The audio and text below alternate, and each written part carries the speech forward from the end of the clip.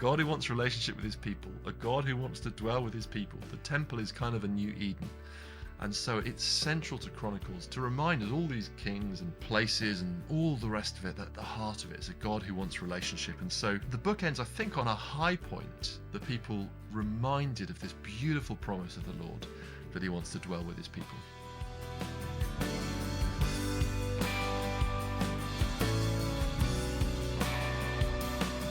Hello, welcome to the Bible Overbrew.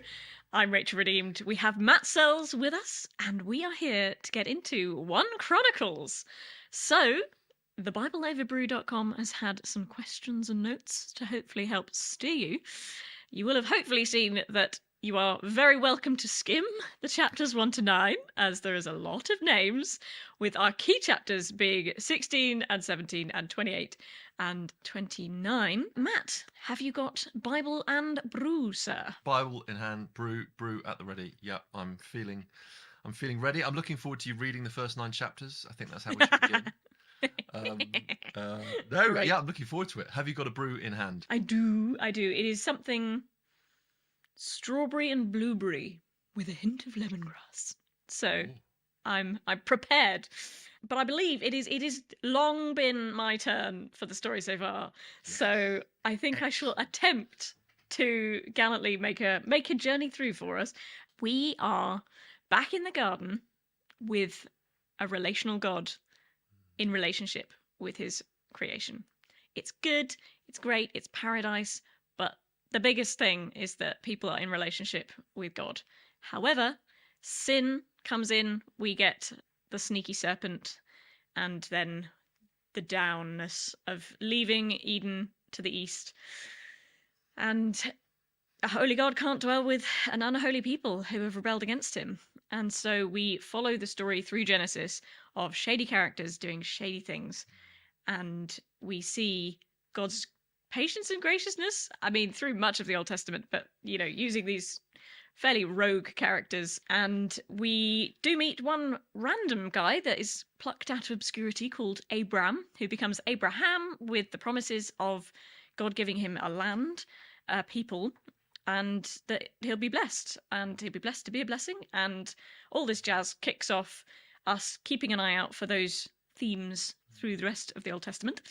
And we get to him having a very much blessed people, with many thousands of them.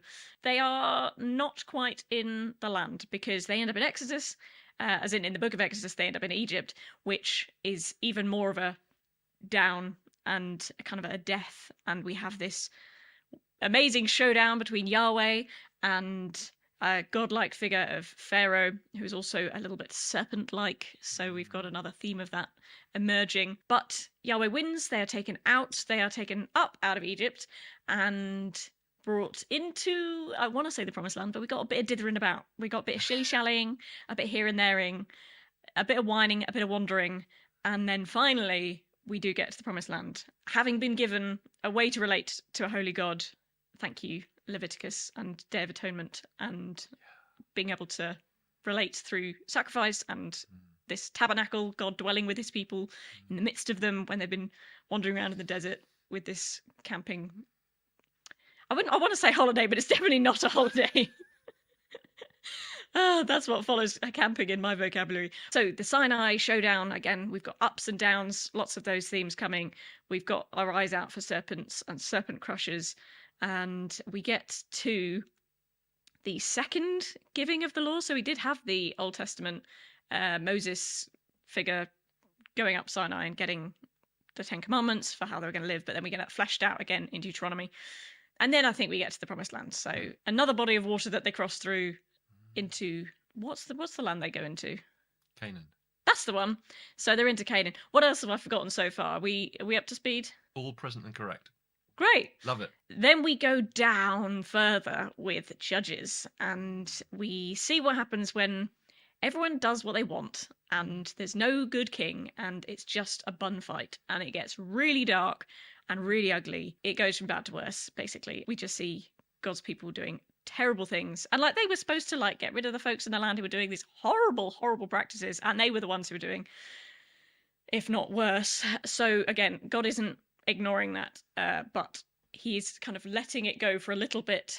We then get the book of Samuel and Kings, and through there we meet a king who is very much in the eyes of the people and what they think they want, and perhaps what we think we want in leaders.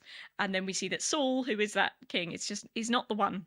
And then we move on to a better, but not perfect by any stretch of the imagination, king. But again, God working graciously through another fallen king, but a better one than Saul, by King David. And we see him mostly trying to do the right thing, I think. He wants to make a house for God, and he's not given that role. He's told his son will do that. And we see in Solomon, who is the one of David's sons that we follow, and it's not complete carnage around. I mean, his, treatment of women and whatnots is a whole other thing. But anyway, when it's good with Solomon, it's really good. And it is a tiny little glimpse of what it could be when God and land people blessing, all of those things kind of come together, and we see what an amazing kingdom it can be. And we kind of looked at all the different senses and like what an experience it could be to live under that kind of good kingly reign that both keeps out enemies, restrains the heart of the people, helps them live in a good God-ordered shape. We have we all live the happily prophets. ever after. This is a great story. Oh What's not dear. to like? Yeah. Well, go on then. You take us on. What happens then? No, I've interrupted you. But I don't want to tell that. I don't want to tell the bad bit. Oh. Then we have the prophets. So we get the big, chunkier prophets. So we get your Isaiahs, your Jeremiahs, and your Ezekiels. Equivalent to one of the length of the scrolls of one of those three, we get the 12, which is what we know as the minor prophets. And they document people doing terrible stuff, but also God through the prophets saying, like, return to me, come back. This is what's going to happen if you don't come back to me.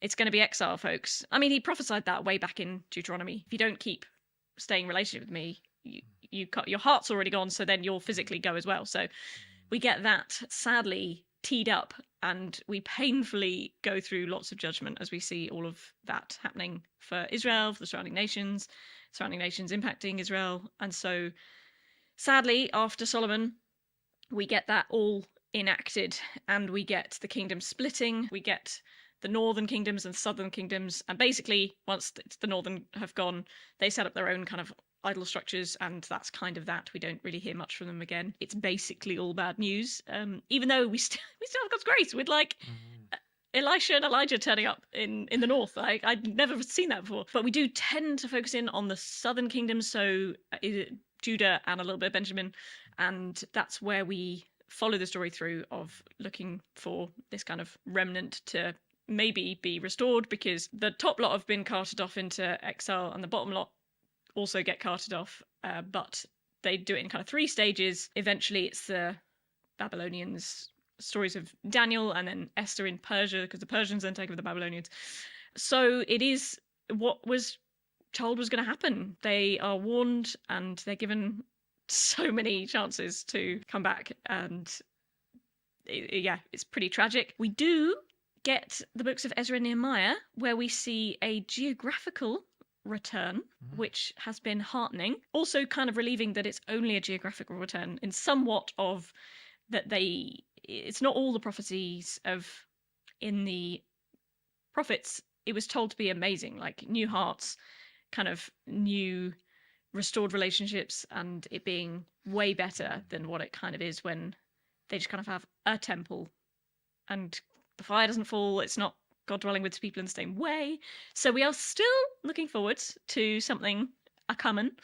They are now back, technically, some of them in the land, because even not all of them to return. Oh, goodness me, that was the post. Appropriately landing, I think, us back in Chronicles, where we have another retelling of the history. So, I mean, if mine wasn't good enough, we can just read this book and, You've offered the catch story up. so far.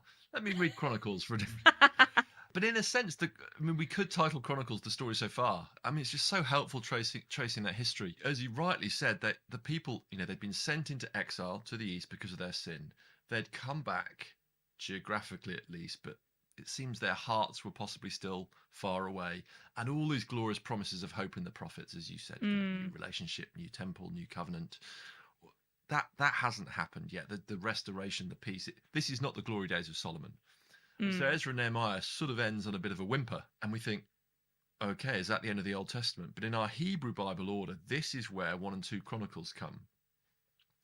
And I think it's a bit of a kind of let's just recap that story in a sense. Let's just cover everything we've covered all over again, but just focusing on a few key things. This is why I like doing it in the Hebrew Bible order. Chronicles coming here because it's not just another history. Oh, we've read one. We can do away with this. Chronicles, it's going to be actually a history for the returned exiles, because actually when in Chronicles we trace this history, it includes in chapter 9 verse 2 the first to come back out of exile, Israel, the priests, the Levites, and the temple servants. So Chronicles narrates the return from exile. Therefore, we know that it must date after that. In other words, those reading the book of Chronicles were those returned exiles. Whereas it seems most likely that the previous history, sort of Samuel, Kings, etc., would probably be read by the exiles in Babylon. That's probably when that history was sort of told. And I think that gives us a bit of a way into Chronicles, because we think, why another history? Is the chronicler saying, actually, I'm going to give you a different history, a factually different one. What was done before was wrong. The kind of revisionist history. Maybe we got it all wrong. Let me tell you how it really happened. No, it's clearly not that. Well, is it just more of a repeat? Well, no. History is always told for a purpose. That the primary history, as it's known, Joshua through to Kings, was largely for the people in exile, partly cataloguing their sin. So when they're carted off into Babylon, and they were thinking, is this because God's not powerful? Is this because the Babylonians actually are the true ones we should fear and honor and respect, and the Babylonian gods are greater? Maybe is this because actually the Lord has abandoned us? That history tells them, no, this is all as God promised, as you said back in Deuteronomy. This is the people's sin has led to the exile. So there's a bit of a focus on human sin, and as we read the history, we see a lot of that. Chronicles will give us a much more positive telling of the history. And I think we need to understand what's going on here. It's not just trying to whitewash the sins of the past. Rather, it's for those people who are now returned. But is this it? This doesn't seem to be everything we're hoping for.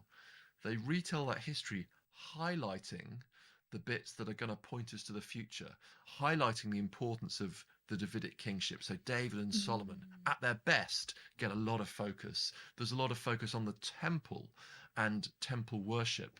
I think pointing to the fact that these things are going to happen again, pointing to that we're looking forward for these promises. After the return from exile, there was no king. So all this stuff on David and Solomon and how good life was with a good king, I think the hearts of the people were to yearn as they heard this and thought, yes, those are the glory days. That's what we want. And God's promises that get reiterated numerous times, God's promises remain, so we can look for those again. So a long introduction, but for a long time I kind of thought, if we read Chronicles straight after Kings, it just feels like another version of the history, but maybe not as good a one or something. But actually to see it where it is, this is, okay, when the people are back in the land and they're just feeling without hope, tell this history and it's pointing us forwards. Which is why it begins with, I think you told me you listened to this. I mean, the first 9 chapters, that's a tough listen. These genealogies, these names. The point is continuity. Continuity with the past, continuity with God's promises, particularly continuity in the kingly line. The kingly, we can still trace the kingly line. There can still be a king in the line of David. Here's the genealogy to prove it. We can still have genuine Levitical priests from the right tribe, from the right family. Here's the genealogy to prove it. I wouldn't preach through 1 Chronicles 1 to 9, kind of verse by verse, but I think rather, is there hope that there will be a king in the line of David? Is there hope that the Messiah can still come? Yes. Is there hope that the temple can be restored with priesthood and everything function as it should? Yes. I think that's what these genealogies point us to. I love that no one is forgotten. That even when you're listening through and you recognise the odd name, you're like, oh yeah, that was, it's so-and-so. And you're like, wow, this is, for us, it's like, oh, kind of. I don't really care, who fathered Micah and Python and Melech and Terrier or whatever, but actually, you know, these are real people with real lives as rich and as deep as mine, and there's just all of this scooped into one. We jump into the death of Saul, and we've had kind of two different accounts of how Saul died. So we get one of those reiterated here. We don't get much on Saul, and then we go into David. So kind of looking literally, there's the death of Saul and his sons is chapter 10, and then we have David the Anointed King, chapter 11. But I don't know if that really reflects the time length of each of them. No, this is a selective history. They broke faith with the Lord is a repeated theme, that the northern kingdom went into exile because they broke faith with the Lord. The southern kingdom went into exile because they broke faith with the Lord. Saul died for his breach of faith. So we get that recounted, and you know, Saul died, he fell on his own sword, but also the Lord put him to death. Sort of human and divine perspectives on the same thing. But remember the purpose. The purpose isn't to show all the sin. Not that the narrator's denying it, but the people knew that they've been in exile. They've seen that judgment for sin. The key now is what are the memories and the hopes that are to point us forward, and that's why Saul. I mean, the whole stuff with the spear and chasing David around the wilderness and caves and all the rest of it, just not here, because we're going to focus on David, his kingship, his preparations for the temple, bringing of the ark to Jerusalem in chapter 13 and 15. We'll have seen this previously, but narrated again. You might remember that the first time they tried to bring the ark of the covenant, remember that's sort of the symbolic dwelling place of God that would end up at the heart of the temple. 10 commandments inside it, the most holy thing. Let's bring it up to Jerusalem. Now Jerusalem's the capital, and so they chuck it on a cart. When the book of Numbers has spent about 10 chapters telling you how you're to carry it and which divisions are to do what, and there's these the poles that go through the rings on the top, so no one actually touches it. And so actually the oxen stumble, someone does touch it, they're put to death. And so there's these reminders of the holiness of God, and also of doing things the right way. And so the second time it gets brought up, they do it according to the scriptures, we might say, according to what God said. As you've read this history, we've seen it all before in a sense, but are there particular emphasis, things that you've seen that might be different emphases or stood out in the Chronicles telling? There were a couple of things in 20 and 21 that have caught my eye, but we also get the institution of singers and musicians being talked about in, well, just before that. So let me read. I've got a couple of verses. So 1 Chronicles 15, verse 16 says, David told the leaders of the Levites to appoint their fellow Levites as musicians to make a joyful sound with musical instruments, lyres, harps, and cymbals. And then 1 Chronicles 16, verse 4 says, Then he appointed some of the Levites as ministers before the ark of the Lord to invoke, to thank, and to praise the Lord, the God of Israel.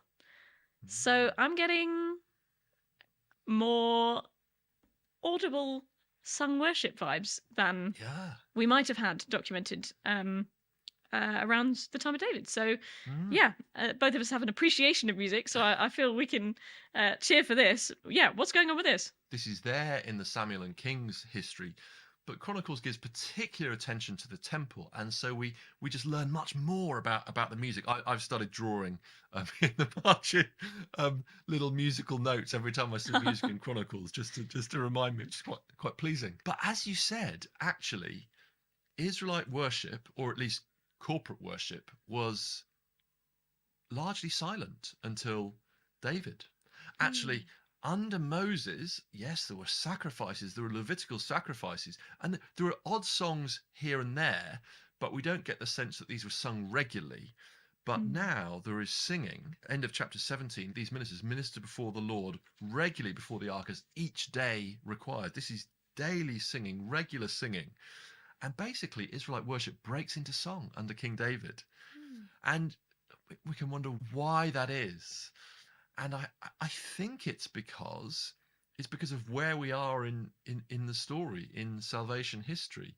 It's because, in a sense, they've now haven't quite got the temple at this stage, but the temple is sort of just around the corner. They're preparing for the temple. They've certainly got the ark there.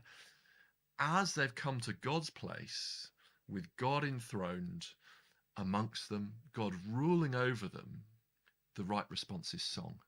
Song is the classic biblical response to redemption. We see that in the Exodus. Saved from Egypt, Moses and Miriam sing the song. It's a classic response to redemption. It's the classic response to being in the presence of God. We see song is always associated with the presence of God.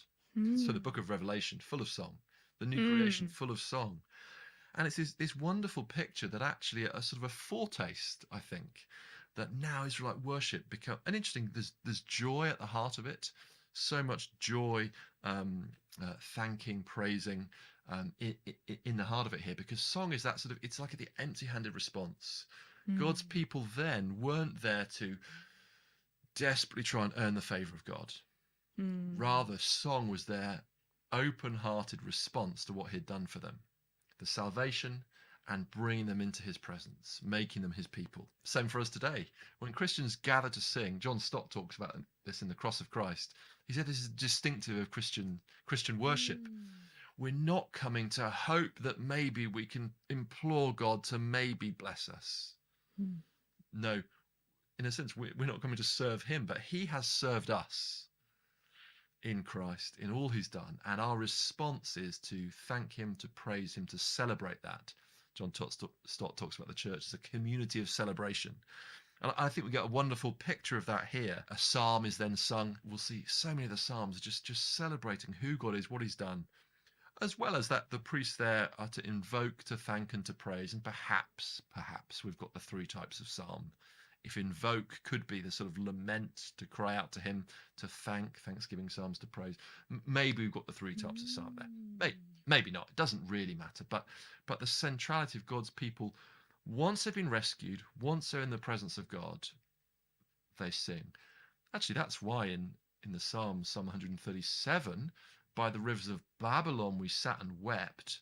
How can we sing the Lord's song when in a foreign land? Singing is a sign of being in the presence of God. It's a celebration of being in the presence of God. And so actually, as Christians, when we gather, when we sing, even before we've said a word, just the fact that we sing is making a theological point. We are now gathered in the presence of God as we do this, because that's where you sing biblically, in the presence of God. So a lovely moment, and there's loads of instruments and loads of joy and choirs, and I love it being a musician. But there's a great theology here. It's as God's people have been rescued and brought into the presence of God, song is the response. I love that it's carried through. As New Testament believers, we still get to sing. Even this kind of reminder of why the season of C-19 that shall not be named was so hard and so horrible. You realize how baked in singing is to what it means to be a part of God's family and coming together and singing in community. It's kind of cool to see it here when it's just, when I'm with my church family, that's what we do. We sing. We're a singing people. Cool.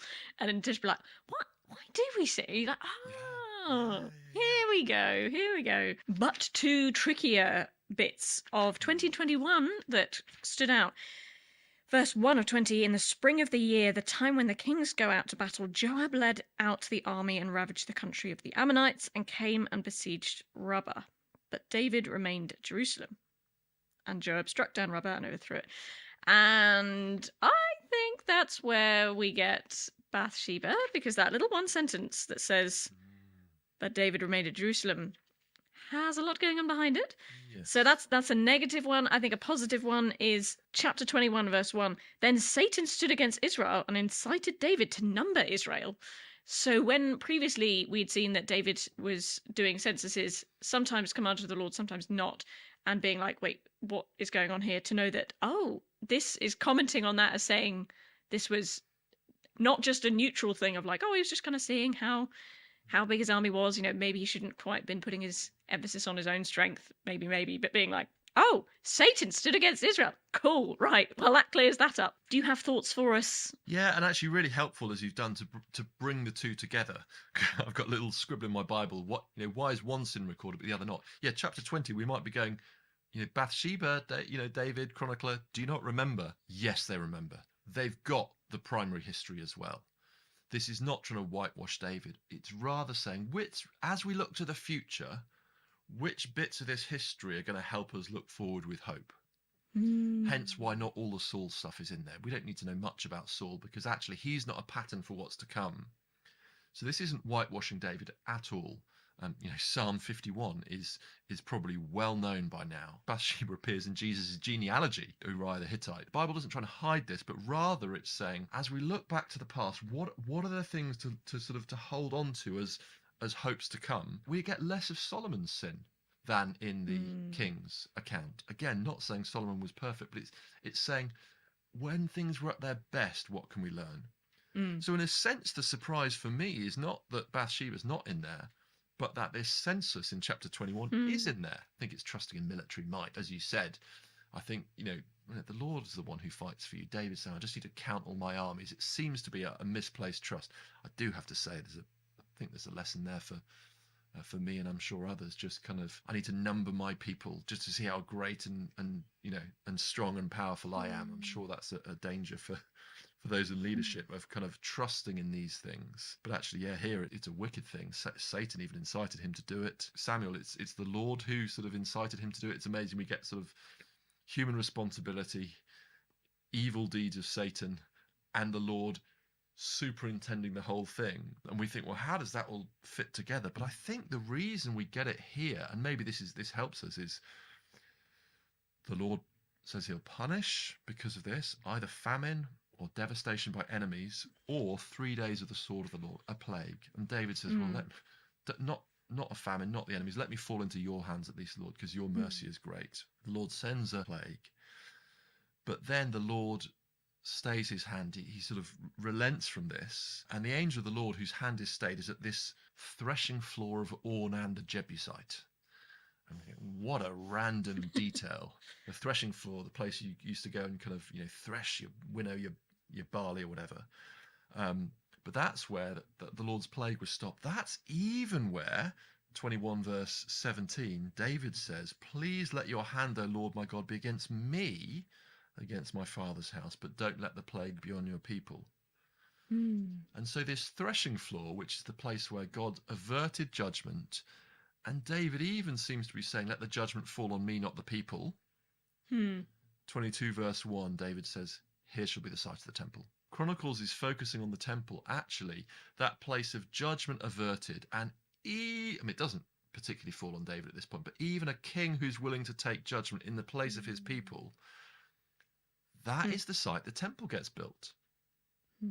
And so I think that's why this sort of strange account with all the multiple layers is recorded, for just as to realize, that is what the temple is. It's where judgment is averted. And even, interestingly, it's the same site as in Genesis 22, where Isaac was about to be sacrificed and the ram was caught in the thicket.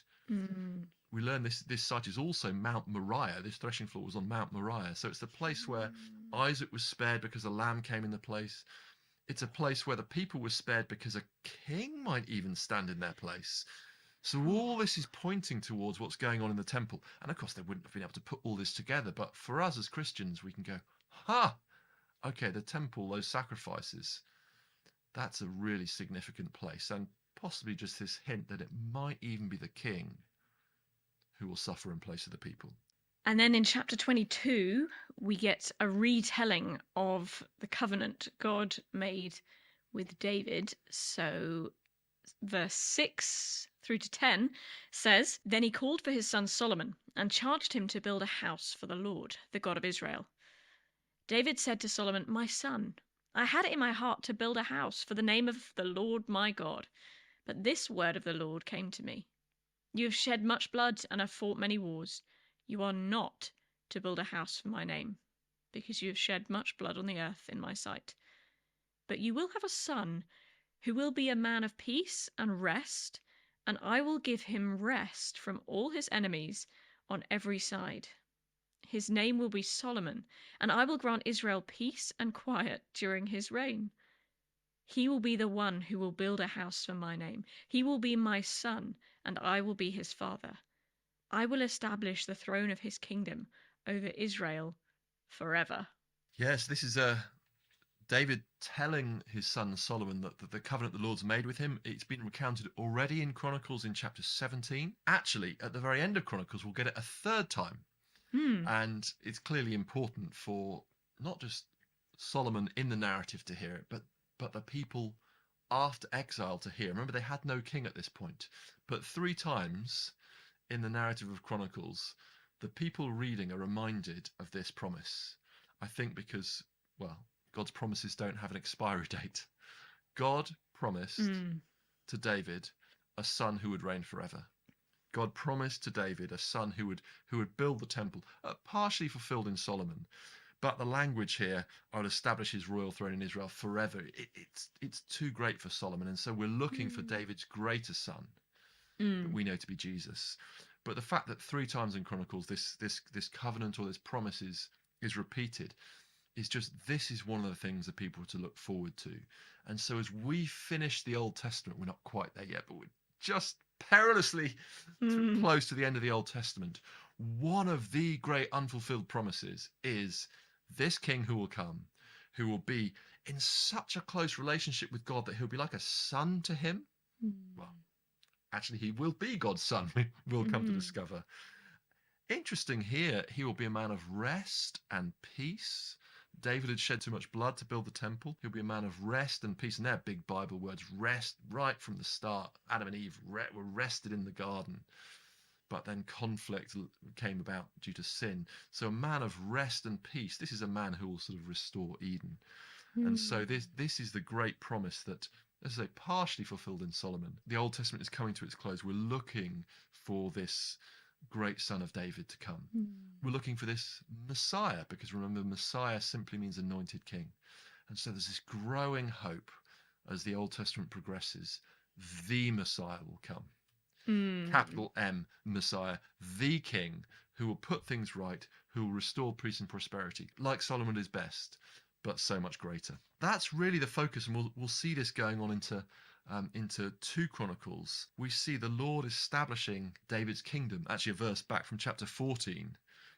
David knew that the Lord had established him as king over Israel, and that his kingdom had been highly exalted for the sake of his people Israel. Actually, the reason God gives David and then Solomon is so that the people might know blessing, to defeat enemies out there, but also to restrain the hearts of the people, to bring peace and rest. And so I think as we read then of preparations for the temple, as we read various victories and various things going on in David's life, why are these being retold? I think to see the kingdom being established, the dwelling place of God being established. As the book closes, chapter 28, we get David saying, for that 3rd time, I'm king, but God has made this covenant with me. God has promised a son who will reign forever. And really the book ends with this sort of charge to Solomon. We pick that up in 1 Chronicles 28, verse 20. We get David also said to Solomon his son, be strong and courageous and do the work. Do not be afraid or discouraged, for the Lord God, my God, is with you. He will not fail you or forsake you until all the work for the service of the temple of the Lord is finished. So that's David charging Solomon to do the work, son. Go build the temple. It's a high point to the end of the book, not so much focusing on David or even Solomon, but this temple that's being built. Again, just pointing the people to what's most important. I mean, it's where we began with the story so far. A God who wants a relationship with his people, a God who wants to dwell with his people. The temple is kind of a new Eden. And so it's central to Chronicles to remind us all these kings and places and all the rest of it, that at the heart of it is a God who wants relationship. And so the book ends, I think, on a high point. The people reminded of this beautiful promise of the Lord that he wants to dwell with his people. So all this, Rachel, is the one thing you're taking away for a Monday morning moment? Yes, I do. And many things have jumped out. One tiny micro thing that just spotted when listening through was a few times towards the end. It talks about do the work, even in the verse that I just read for us. And just a reminder of what is it that the Lord has put in front of us, and whether that is in kind of sung worship or active, whatever we think we're kind of serving the Lord with. But, all of our gifts and skills our personality, everything he's given us has been given to us. And so what can we do to do the work and to enjoy that? It might not have worldly outcomes like we would imagine it to have or to be or to do, but what is it the Lord has given us to do, and that we can do with our whole heart and go for it and enjoy that. If we're working for Jesus, not for Pharaoh, then it will be a different experience, perhaps. What about for yourself? Well, I've been thinking of having this before. I love yours, the do the work. For me, it was from chapter 29, as the people are doing the work, as the people are giving freely to the construction of the temple. And we get this wonderful prayer of David in chapter 29, verse 14. But who am I and what is my people that we should be able thus to offer willingly? For all things come from you, and of your own we have given you. And in some church traditions, that verse, all things come from you, and from what is your own we've given you, that might be familiar, often said and used at the collection plate in church, but just a lovely way to think about our money, time, our energy, our talents, and actually putting that together with the kind of, the do the work and I am with you. And as we do that, whatever we offer to God, it was his anyway. I'm going to try and just remember that, this is something we get to do. Actually, the Lord doesn't need us for anything. Doesn't need our skills, doesn't need our creativity, doesn't need our money, but this is something we get to do. And actually that sense of who am I that I should get to do this? And so, put those two together as I'm seeking to do the work the Lord's put before me. I can think, anything I give was his anyway. I've just been stewarding it for a while. And so it's a lovely way to think about service of the God who bears our burdens, not a Pharaoh type God. Amen to that. We will be back for 2 Chronicles, chapters even 1 to 16, with our key chapters as 6 and 7 and 9. The BibleOverBrew.com will have some questions and notes to help you along. Thank you, Good News Broadcasting Association, for making this recording possible. And until next time, take care, God bless, goodbye. Bye.